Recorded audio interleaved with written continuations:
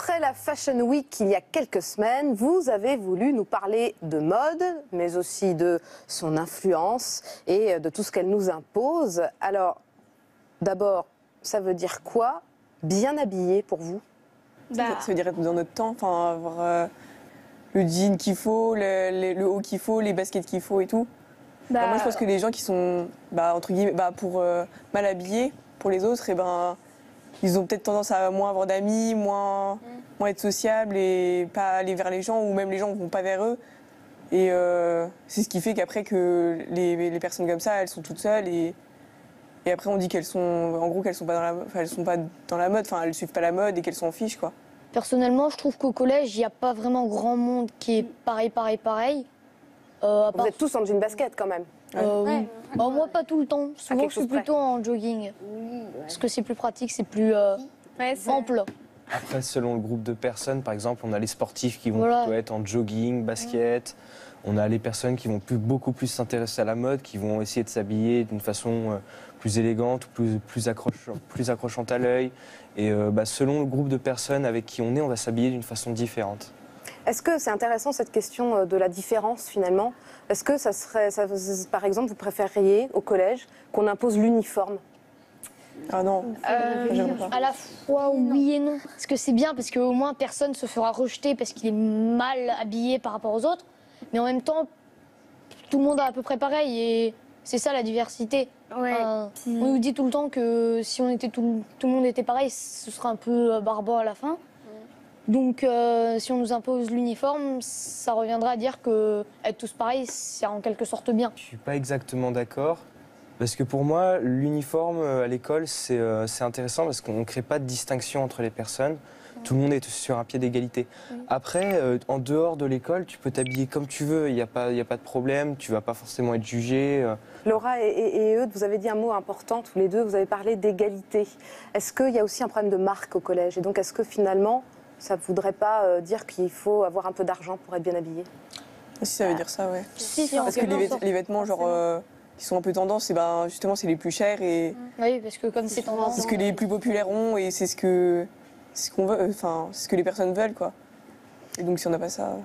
Alors vous avez demandé à vos copains dans la cour de récré de se prêter un petit exercice, de détailler la tenue vestimentaire qu'ils portent, de faire une sorte de commentaire. Et il n'y a plus qu'à imaginer le podium, c'est le micro récré. Tu peux me décrire comment t'es habillée? Aujourd'hui, j'ai mis un manteau, logique, avec un haut de je sais plus d'où, un jean bleu foncé.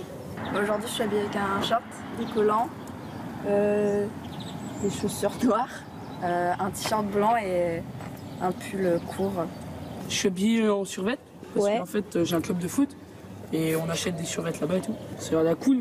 J'ai une chemise, un pantalon, des chaussures et une cravate. Une chemise, une veste et un pantalon. Tu peux me dire pourquoi t'es habillée comme ça? Parce que j'avais plus ça. Là aujourd'hui c'était Histoire des Arts, donc j'aime bien s'habiller. Puis je m'habille souvent comme ça. Moi j'aime bien m'habiller simplement. Et pourquoi t'es habillée comme ça aujourd'hui? Pour l'oral blanc d'Histoire des Arts. Et donc pourquoi une cravate? Ça représente le sérieux. La cravate. Moi, je suis assez bluffée là. Là, une cravate, vous mettez des cravates, vous, pour aller passer des euros? Ça arrive? Ça dépend des garçons. Ah ouais, t'as jamais mis une cravate? Personnellement, j'en ai pas mis, mais beaucoup étaient avec... Il y avait aussi des gens avec des petits vestons. Faut bien s'habiller pour l'oral. C'est important. Là, aujourd'hui, vous êtes habillé comme tous les jours, j'ai envie de dire. Oui. T-shirt, jean, basket. C'est comme ça que vous vous habillez la plupart du temps. Qui est-ce qui vous influence sur la mode? Qu'est-ce que vous avez envie de copier? Moi, ce qui m'influence, c'est ma mère parce que c'est elle qui me donne les vêtements. Ça, moi, c'est clair. Les autres? Moi, c'est ma maman parce qu'elle s'habille toujours bien. Elle a toujours des choses originales. Et j'aime bien en fait regarder ce qu'elle porte et franchement, elle s'habille vachement bien. Moi, c'est ce que je vois et ce qui m'intéresse, ce que j'aime bien, mais que je vois de temps en temps, que je vois des personnes qui sont habillées comme ça et que je trouve ça sympa et que je trouve que ça me va bien. À chaque fois que j'essaye de me mettre à la mode et que j'arrive comme c'est dit, le lendemain, la mode a déjà changé. Donc je suis tout le temps en retard par rapport à la mode.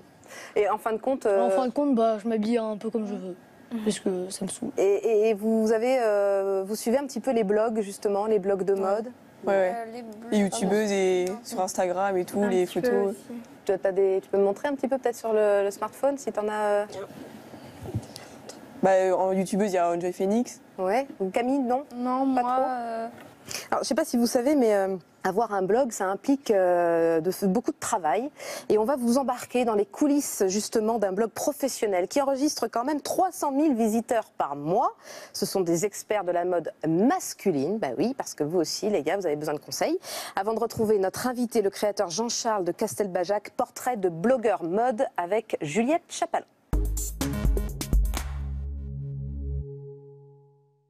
Chemise rentrée ou sortie?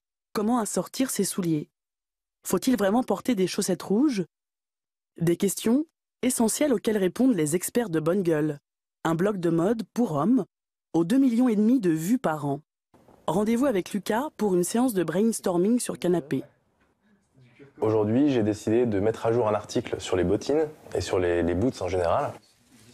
Là, on est en train d'imaginer un petit peu la tenue qu'on va prendre en photo tout à l'heure. Ça se marie plutôt bien. Ouais, donc là, on a un bon accord de matière. Ouais. Ok. Puis t'as vraiment le côté baroudeur accentué avec le mouton, donc ça va.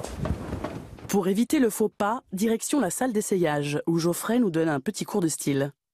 Cette année, en 2016, il y a une vraie tendance, ce sont les matières assez rêches, assez brutes, avec des origines ouvrières, rurales. Alors, autre tendance, la flanelle. Donc une flanelle, c'est un tissu qu'on a légèrement frotté pour lui donner un rendu duveteux et très doux. Grosse tendance aussi sur les couleurs claires. Ma tenue idéale aujourd'hui, c'est un t-shirt tout simple, trouvé en grande distribution, un sweatshirt pour avoir un petit peu chaud quand même, un gros blouson avec un col en mouton pour bien me protéger du froid, et puis une paire de boots pour apporter un petit côté masculin à l'ensemble. La tenue validée reste à l'immortaliser. On essaie différentes positions, différents lieux, différentes lumières pour espérer avoir la chance de trouver la bonne photo. Dernière étape avant la publication sur le blog, une petite retouche photo. On ne retouche pas, bien sûr, les personnes qui sont sur le shooting. Nous, ce qu'on retouche, c'est vraiment la lumière pour mettre en valeur et la personne et la pièce. Là aussi, on a fait un zoom sur les chaussures. C'était vraiment la pièce que je voulais mettre en avant pour le côté baroudeur. On a justement volontairement cassé le revers du pantalon sur le haut de la languette de la chaussure. Enfin publié sur le blog, le look baroudeur et ses boots tendance n'auront plus de secret pour les garçons. C'est très compliqué. C'est compliqué. Oui. Pour toi, Eudes, ça t'a intéressé? T'as écouté? Tu vas prendre des conseils? Ouais, pas forcément, mais ce que je vois, c'est que c'est vraiment poussé au détail. C'est assez minutieux quand même.